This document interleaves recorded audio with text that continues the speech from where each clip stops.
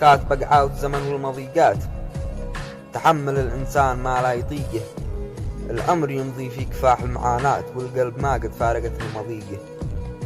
بحبر دمي ذي بدون حكايات في دفتر آلامي بصفحة عريقة، أكتب همومي والخطر والمشقات وأوجاع قلبي والجروح العميقة.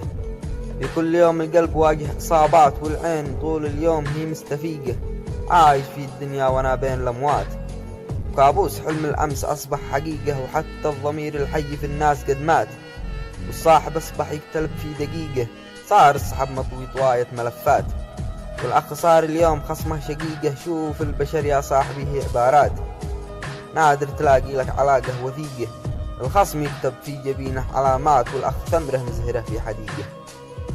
من كان وافي في السحب والعلاقات ببذل حياتي دائما في طريقه، من عاد عندي بحسبه مثل ما فات، وتركه لحاله كانت أفضل طريقه. سلامتكم.